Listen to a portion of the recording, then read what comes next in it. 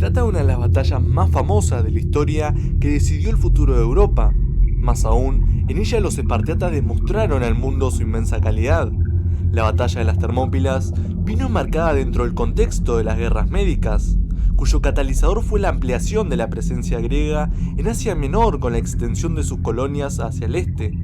Durante la Primera Guerra Médica, el emperador Darío de Persia fue derrotado en la famosa batalla de Maratón, de la cual hablaré en otro video, tras la cual Esparta y Atenas firmaron un pacto militar orientado a la defensa de Grecia contra los persas en un futuro cercano.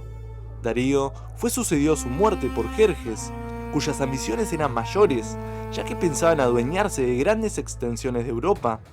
Situémonos, Persia era un vasto dominio regido por una casta noble irania, los descendientes de los medos, y junto con los persas monopolizaron durante su existencia el dominio del imperio, el mayor del mundo, que abarcaba desde Turquía hasta Afganistán.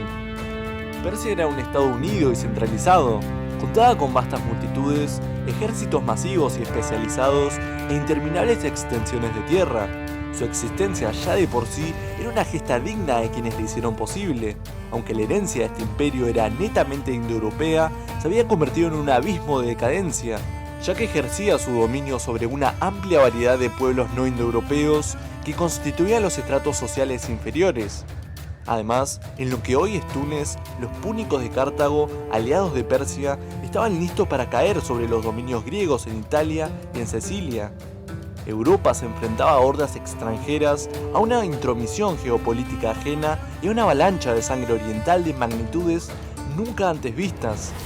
Grecia, por el otro lado, aparte de ser infinitamente más pequeña, ni siquiera era un estado, sino que abarcaba una serie de ciudades-estados o polis que a menudo guerreaban insensatamente entre sí. No había voluntad de imperio. La herencia étnica era, en su conjunto, mucho más indoeuropea en Grecia que en Persia, y la firme organización existente en las polis helénicas hacía que Grecia fuese el único obstáculo de peso en la conquista de los Balcanes por parte de Persia. En el año 481 a.de nuestra era, antes de la invasión a Grecia, Persia mandó a Esparta a 2 embajadores persas para ofrecer la posibilidad de rendición. El rey Leónidas directamente los hizo tirar a un pozo. Este acto impulsivo, poco diplomático y muy condenable, tiene una explicación. Leónidas no había sido educado como príncipe espartano, porque en un principio no le correspondía el trono. Había un rey, pero tuvo mala salud y no sobrevivió, por lo que la sucesión cayó sobre el siguiente de la línea, que ya había sido educado como príncipe en previsión ante los problemas de salud del anterior. Este, empero, cayó en una batalla y de repente Leónidas se encontró en el trono de Esparta. Habiendo sido educado como un niño espartano corriente, sin la finura diplomática impartida en la educación principesca, Leónidas era un soldado contundente, sencillo y sin rodeos. Es patente, en todo caso, que el Eforado no consideró justo el asesinato de los embajadores, puesto que mandó 2 voluntarios espartanos para ir a Persia, presentarse ante Jerjes y ofrecerse como sacrificio para expiar la injusticia cometida contra los embajadores persas. Jerjes rechazó la oferta y los dejó marchar. No quería cometer un error similar, ni ensuciarse las manos de sangre, ni ser considerado culpable de deshonra. Los atenienses eran más sensatos. Cuando llegaron los embajadores persas con sus ofertas, ellos las rechazaron sin más. Ese mismo año, Jerjes envió emisarios a todas las ciudades griegas salvo Esparta y Atenas, para obtener su sumisión. Muchas, aterrorizadas ante su poderío, se sometieron, mientras que otras, prudentemente, se declararon neutrales aunque sus simpatías estaban con Grecia. Esparta y Atenas, viendo que se perfilaba una alianza antihelénica, hicieron un llamamiento a las demás polis para formar una alianza contra Persia. Pocas respondieron. Persia era la nueva superpotencia, la nueva estrella. Su avance arrollador era un hecho, y su triunfo casi se daba por sentado. Persia comenzó a embarcar su ejército, el mayor del mundo, y lo trasladó a Europa con el fin de conquistar Grecia. Según Heródoto, el ejército persa se componía de 2 millones de hombres. En la actualidad, algunos han reducido esta cifra incluso a 250.000, pero sigue tratándose de un ejército masivo y aplastante, con una entidad numérica brutal, especialmente si la comparamos con la minúscula fuerza griega. A medida que avanzaba la marea persa, todos los pueblos por los que pasaba se sometían sin luchar. Los aliados helénicos se reunieron entonces en Corinto. Enviados de Esparta, Atenas, Corinto, Tebas, Platea, Tespias, Focis, Tesalia, Egina, entre otros, parlamentaron sobre la estrategia a seguir. Se formó la Liga del Peloponeso, confirmando la alianza helénica para resistir osadamente a Persia. Casi todas las polis del Peloponeso, excluyendo Argos, tradicional y obstinada enemiga de Esparta, se unieron a la alianza. La liga fue puesta al mando de Esparta, como no podía ser de otra manera, por la confianza que tenía toda Grecia en sus hombres. Leónidas fue hecho general en jefe de las tropas de la liga. Las ligas fueron algo recurrente en Grecia y expresaban las tendencias más federalistas, que buscaban de algún modo la unificación. Algunas ligas se creaban solo para hacer frente a un enemigo común, disolviéndose después, y otras ligas perduraban por más tiempo, ya que perseguían fines políticos y comerciales a largo plazo. La Liga del Peloponeso fue una de estas efímeras ligas de emergencia. Se formó un ejército de 10.000 griegos peloponesios puestos bajo el mando del espartiata de Veneto. Ya que habían acordado defender el paso del Tempe, allí se apostaron, en las laderas del Monte Olimpo, en el nordeste de Grecia. Sin embargo, el rey Alejandro I de Macedonia, que tenía buenas relaciones con Persia pero sentía simpatía por los helenos y especialmente por Esparta, advirtió a los mandos espartanos del ejército peloponesio de que la posición era demasiado vulnerable por la presencia de varios caminos, y así decidieron abandonarla en favor de algún otro puesto más defendible. En ese momento los tesalios, vecinos de Macedonia, viéndose ya perdidos, se sometieron a Persia. El lugar definitivo para la defensa de Grecia se estableció en el desfiladero de las Termópilas. Termópilas significa en griego puertas calientes, ya que según la leyenda, Heracles se había precipitado en sus aguas para apaciguar el fuego interior que la atormentaba, convirtiendo las aguas del lugar en térmicas. La zona era básicamente un angosto paso entre el empinado monte Otea y el mar. En su parte más estrecha, el desfiladero tenía 15 metros de anchura. Esto significaba que aunque los griegos fueran menores en número, por lo menos los combatientes se enfrentarían en un embudo que igualaba la balanza, ya que solo un número determinado de guerreros de cada bando podrían luchar a la vez.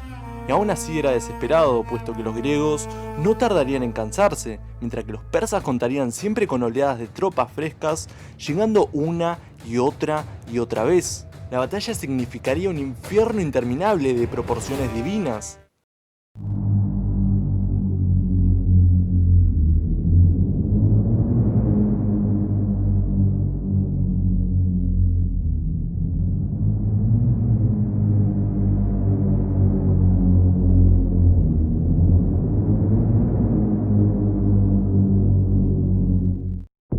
Según Heródoto, tras haber acudido al santuario de Delfos, los espartanos recibieron del oráculo la siguiente profecía: «Oh vosotros, hombres que moráis en las calles de la extensa Lacedemonia, o bien vuestra gloriosa ciudad será saqueada por los hijos de Perseo, o en cambio la tierra de Laconia llorará la muerte de un rey de la estirpe de Heracles, pues Jerjes, poderoso como Zeus, no será detenido por el valor de los toros o de los leones. Proclamo, en fin, que no se detendrá hasta haber alcanzado su presa, vuestro rey o vuestra ciudad, devorándolos hasta los huesos». Es decir, o moría un rey de Esparta o caía Esparta misma. Pensemos en cómo debió influir en Leónidas esta profecía. De repente, una pesada losa de responsabilidad se había descargado sobre sus hombros. Esta monstruosa fatalidad, que mataría al susto a la mayoría y haría sudar y temblar a otros muchos, fue acogida por el rey con dignidad y sentido del deber regios. La misión de cualquier espartiata era sacrificar la vida por su patria si hacía falta. Era algo natural y alegre para ellos. Leónidas cargaba en una mano con un destino lleno de vida que significaría su muerte, y por la otra, la total destrucción o sometimiento de su pueblo. Ambos resultados darían con la muerte, pero en uno habría honor y esperanza. En el verano del 480 a.C. de nuestra era, las tropas peloponesias llegaron a las Termópilas y levantaron allí su campamento. Había unos 80 hombres de Micenas, 200 de Fliunte, 400 de Corinto, 400 de Tebas, 500 de Mantinea, 500 de Tegea, 700 de Tespias, 1000 de Esfocia, 1120 de Arcadia y todos los hombres de que disponía Locria. Los atenienses estaban ausentes, pues habían puesto sus soplitas y su empeño en la flota naval, aunque era también ridícula en comparación con la armada persa. Pero la banda que más ovaciones y aplausos debió recibir, la formación cuya sola presencia infundió ánimo y confianza a toda la concentración militar, fue la banda de tan solo 300 espartiatas que se presentó a la batalla. No acudieron más espartanos porque su ciudad se hallaba celebrando unas fiestas religiosas, en las que se prohibía la movilización del ejército. Y para los espartanos, lo primero y principal era estar en paz con los dioses y no violar el orden ritual de su existencia. Así, formaban juntos unos 7.000 griegos. 7.000 griegos contra 250.000 persas. Detengámonos un momento para ser conscientes de lo que estoy hablando. 7.000 griegos contra 250.000 persas. Cada griego debía acabar con 18 persas para tan solo diezmar la mitad del ejército persa. Y esto si no tenemos en cuenta los números proporcionados por Heródoto. La situación era, por lo tanto, algo digno de una pesadilla. Imaginémonos la variedad de los colores de aquella congregación, el brillo del bronce, el ambiente solemne, los comentarios sobre las bandas extranjeras, los emblemas sobre los escudos, el típico cotilleo de rivalidad militar, aquel sentimiento de unión, de respeto y de destino común. El campamento entero debía estar rodeado de un aura de fuerza y heroísmo. Estos griegos, en su mayoría, eran hoplitas y estaban bien instruidos. Desde jóvenes se habían acostumbrado a manejar las armas y ejercitar su cuerpo. Sin embargo, el único ejército profesional que había era el espartano, ya que en los demás lugares los hoplitas vivían con sus familias, se entrenaban por su cuenta y solo eran llamados en caso de guerra, mientras que en Esparta estaban permanentemente militarizados desde la infancia, bajo la terrible disciplina que les caracterizaba y jamás dejaban de entrenarse. Entre los persas, no obstante, la situación era muy diferente. A pesar de contar indudablemente con la ventaja numérica y de medios materiales, la mayoría de sus hombres eran jóvenes que habían sido reclutados a la fuerza y no tenían apenas instrucción militar. Sin embargo, sí había unidades altamente especializadas. A diferencia de los griegos, que condicionados por su terreno se habían obstinado en perfeccionarse a nivel de infantería, los persas contaban con una formidable caballería, carros de combate y excelentes arqueros. En las inmensas llanuras asiáticas, dominar este tipo de formas de guerra era esencial.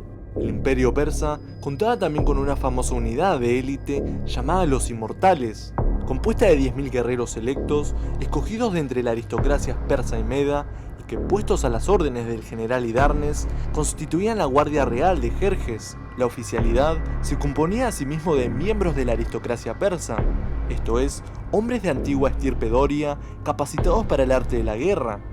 Cuando Jerjes llegó al paso, acampó sus tropas a la entrada, en Traquis. Leónidas, tan pronto llegó a las Termópilas, mandó reconstruir el antiguo muro focense de 2 metros en la parte más estrecha del paso y a acantonar las tropas detrás de él. Habiendo sido informado de que existía un camino que rodeaba el desfiladero para dar al otro lado, destacó los 1000 focenses para que defendieran ese camino. Jerjes, no concibiendo que los griegos se obstinaran en luchar, mandó sobre el terreno un emisario a parlamentar con Leónidas, animándole a entregar las armas. La respuesta lacónica del soldado fue: «Ven y tómalas».